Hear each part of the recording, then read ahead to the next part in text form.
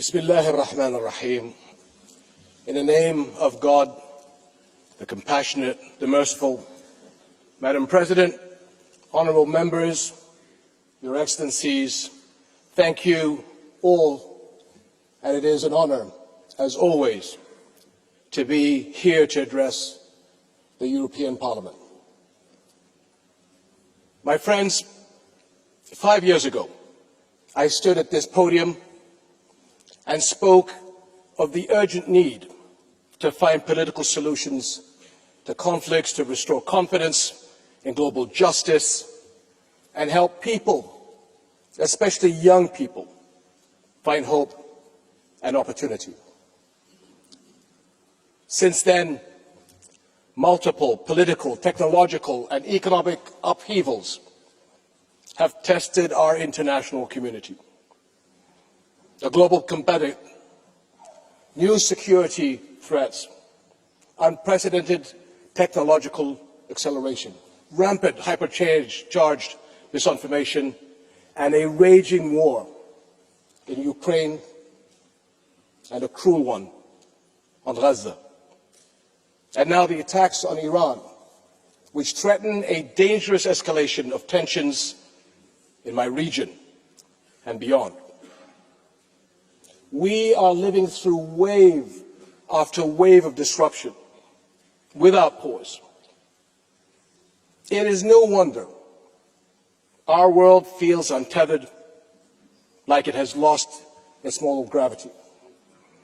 Rules are unraveling, truth shifts by the hour, hatred and division thrive, and moderation and universal values are losing ground to ideological extremes. In the chaos, we risk forgetting who we are and what we stand for. But it is precisely at these junctures of history that we must recommit to our values. Because when the world loses its moral bearings, we lose our shared sense of right and wrong, of what is just and what is cruel. And when that happens, conflict is never far behind.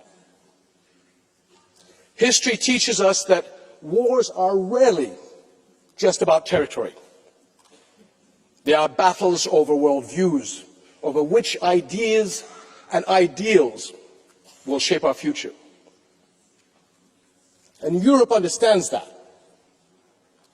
After World War II, it made a choice to rebuild not just its cities, but its founding pillars. The people of Europe were determined to leave the past in the past and build a new era of peace. They chose human dignity over domination, values over vengeance, law over might, cooperation over conflict. In the wake of war, Europe realized that real security does not lie in the strength of armies, but in the strength of shared values. And that peace imposed by force or fear would never last. Equally, you chose to recognize that what you had in common was far greater than what set you apart. Today, so must our global community. We know that disputes and differences are a human reality, that the challenges we face will only get more complex, and that disruptions are the hallmark of our age. But it's how we handle them and the values we anchor ourselves to that count. Throughout Arab and European history, respect, responsibility, goodwill, and good faith have guided collaborations that led to our mutual good. And they can guide our response to today's challenges as well. Speaking from this podium, and many others in the last 2 decades, I have sought to shed light on the values we share, many rooted in our different faiths, Islam, Christianity, Judaism. The values of compassion, justice and equality, the moral teachings passed to us over generations that call on us to love our neighbors, to protect children and the innocent, to aid the poor and injured, to care for God's earth, and more. In Jordan, our firm belief in these common values, grounded in our history and heritage, drives our national principles of tolerance and mutual respect. And we are proud to be home to the baptism site of Jesus Christ, peace be upon him, at Bethany beyond the Jordan. Our Muslim country is home to a historic Christian community, and all our citizens share in building our nation. The same call to goodwill lies behind the Hashemite custodianship of Muslim and Christian holy sites in Jerusalem.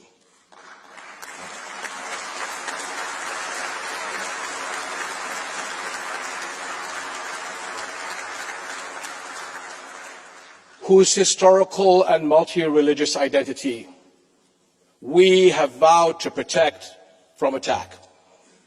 Indeed, our commitment echoes a promise to the people of Jerusalem made many centuries ago. The Pact of Omar ordered Muslims to respect and protect the city's churches and not harm a priest, nor kill a child, woman, or elder. And 1,000 years later, the Geneva Conventions made these tenets universal. Recent events have called them into question. But we must ensure that these values and principles stand the tests of time and turmoil.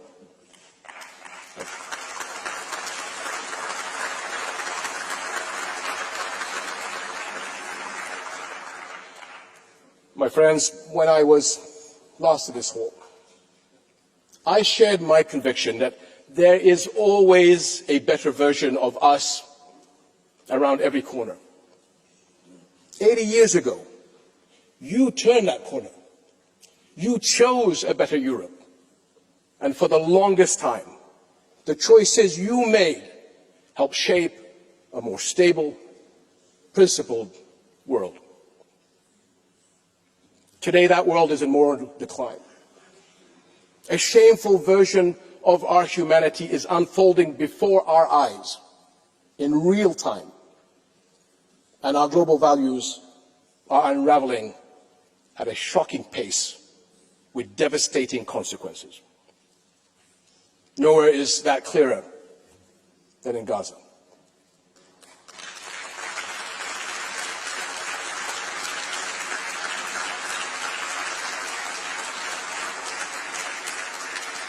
A place where the world has stood at countless corners, each an opportunity to become something better. And time after time, it failed to do so. Think back to 2023, the first Israeli attacks and raids on a hospital in Gaza. This sparked global shock and outrage. Since then, the World Health Organization has documented nearly 700 attacks on Gaza's healthcare facilities. How is it that what was considered an atrocity just 20 months ago is now so commonplace it barely registers? What version of our humanity allows the unthinkable to become routine, permits weaponizing famine against children, normalizes the targeting of health workers, journalists and civilians seeking refuge in camps? 20 months. That should alarm us all. but not surprise us. Because when our global community fails to bridge the gap between principle and action, when values are not practiced, they become performative, abstract, and expendable.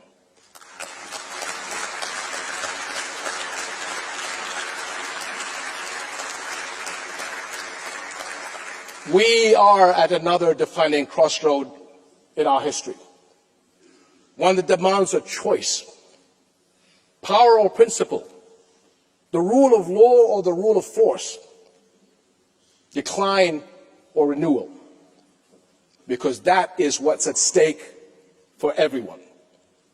This is not just about Gaza, and it is not just another political moment. It is a struggle over who we are as a global community and who we will become. This year is likely to be a time of pivotal decisions for our entire world. Europe's leadership will be vital in choosing the right course, and you can count on Jordan as your staunch partner.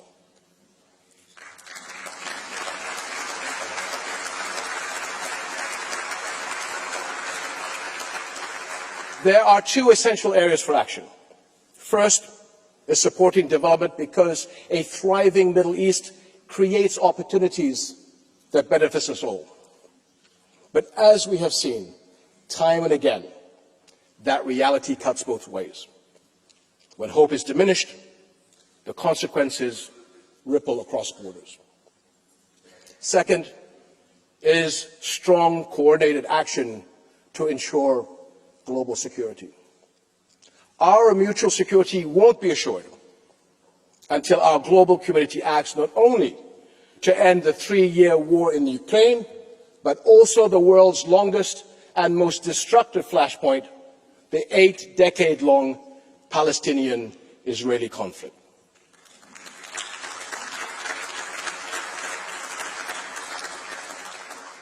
Because, my friends, Palestinians, like all people, deserve the right to freedom, sovereignty, and, yes, statehood.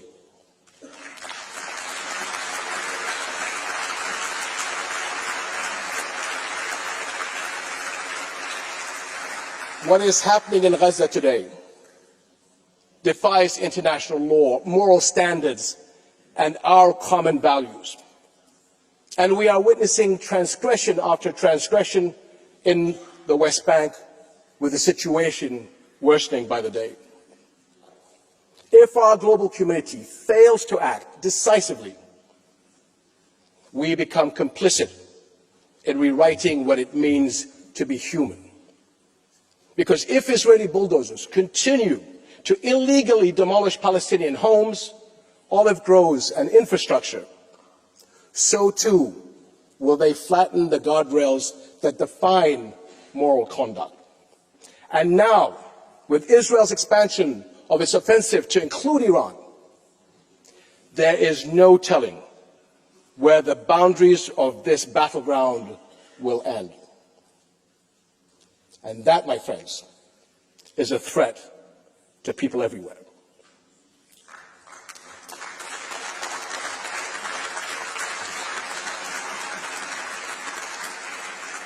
Ultimately, this conflict must end. And the only viable solution is one grounded in a just peace, international law, and mutual recognition. And my friends, the path to our better selves cannot be paved by technological advancements, scientific breakthroughs, or political triumphs alone. It is forged by the choices we make each day as individuals and as leaders. The path to peace has been walked before. It can be again, if we have the courage to choose it and the will to walk it together. Thank you.